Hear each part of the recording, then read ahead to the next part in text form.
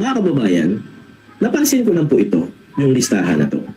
Kung sino po yung mga top performing law schools ng 2025 bar examination. Kung nandyan po yung listahan ng mga merong 100 pataas, more than 100 yung examining, merong nasa 51 hanggang 100, merong 20 to 20 to 50, ganyan. Yun, di ba? Yung iba, mataas yung passing rate kasi konti lang yung mga nag-take, di ba? Kamari sa 11 lang, edi tas 11 nakapasa, edi 100% po. Itong eskwelahan po to sa top 4, ano pala, no? 100 plus ang nag-take at ang nakapasa 64%. Mataas na rin po yung 64%.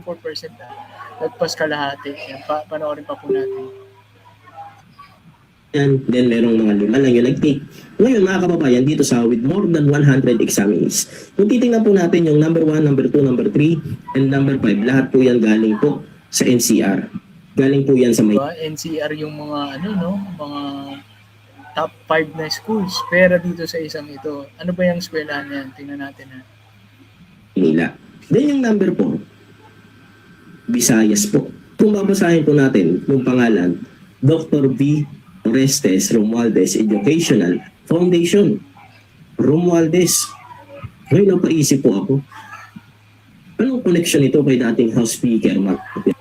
Tingnan po natin kung may kinalaman yan kay dating Speaker SMR. Romualdez. Check po natin mga kababayan. And I found out, sabi po rito, check po natin, as of 2026, the Dean of the Dr. V. Orestes Romualdez Educational Foundation, College of Law, is Attorney Ferdinand Martin G. Romualdez. Yun pala, no? Dean pala siya dyan, no? Hindi nakakaalam ng iba. No, hindi alam, no? Aside sa mga business pa po ni Congressman Martin Romualdez, din pala siya sa eskwelahan at law school, no? Mukhang law school to kasi maraming abogasya. Maraming nakapasa ng abogasya, di ba? Yun po ang malupit dyan. Yan. So, yan, panoorin po natin.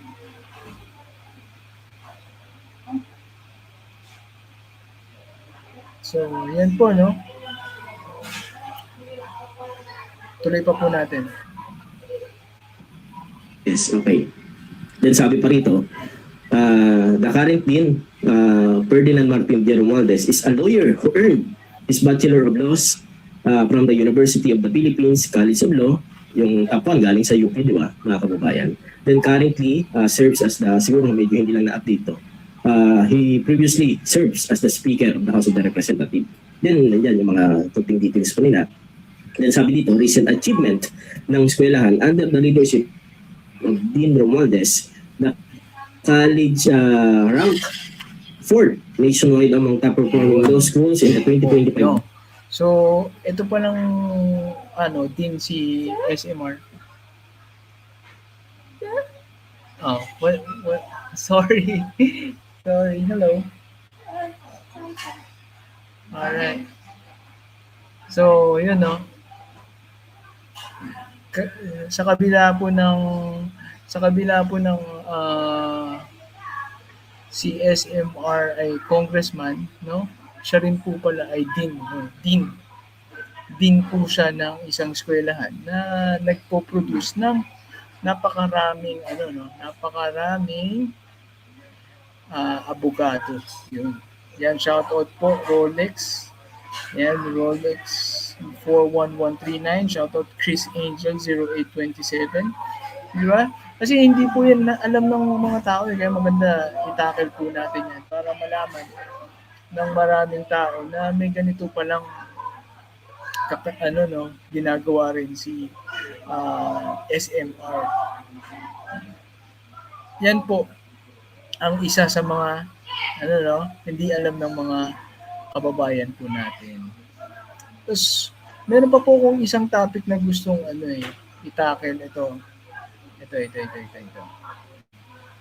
I-tackle po natin kasi yun nga yung sinasabi ko kanina, speakership. And Leyte 1st District Representative Martin Romualdez 'Di ba? Nitong ano 'to, nung September pa 'to, itong balitang ito na, pinalitan si, Speaker Martin Romualdez ni Bogie D. Yung recent naman, most recent,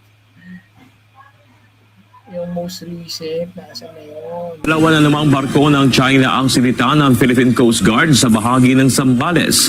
Nagsasagawa ng search operations ang PCG sa nawawalang mangisda nang mamataan ng dalawang Chinese vessel sa loob ng Exclusive Economic Zone ng Pilipinas. Agad na nag-issue ng notice to mariners ang nagpapatrulyang tauhan ng PCG. This is Philippine Coast Guard vessel BRP. Ayan, guys, kita nyo, sa kabila po ng mga pinagsasabi at mga balita sa buong mundo, no? Itong China hindi pa rin po natitinag, patuloy pa rin po sila sa pangaharas sa ating bansa, no? Sila po ay pumapasok sa ating economic zone, no? Syempre kapag ganyan po, 'di ba, nung nakaraan nga, 'di ba, nangialam na ang United States, 'di ba? Nangialam na ang United States sa isang bansa na Venezuela, at ngayon marami pong statement ng US, 'di ba, tungkol sa mga kakayahan nila sa pandigma, 'di ba? Pero hindi pa rin natitinag itong China, no? Talagang patuloy po sila na aggressive dito sa West Philippine Sea, no? At ito nga yung PCG po natin namataan dalawang barko ng China. Pakinggan pa po natin. San Agustin, MRRV 4408. You are advised that you are currently sailing within the Philippines Exclusive Economic Zone, approximately 73 nautical miles from Capon Grande, Zambales, Philippines. In accordance to Republic Act 12064, the Philippine Maritime Zones Act, the United Nations Convention on the Law of the Sea, of which you are a party, and the 2016 Arbitral Award, you do not possess any legal authority to patrol within the Philippines Exclusive Economic Zone. You are directed to cease and desist from conducting illegal maritime patrols within the Philippines Exclusive Economic Zone. Your illegal activities would be reported to higher authorities. Over. So, ayun guys, no. Talagang wala po kayong aasahan sa China. Yan nga po yung binalita sa atin nung nakaraan, di ba? Lahat po ng pakikipag-usap po natin dyan, dialogo, no? Lahat po ng halos nakikiusap na dyan ng presidente po natin na ayusin naman yung pakikitungo sa Pilipinas, di ba? Yung mga wina-water cannon, na PCG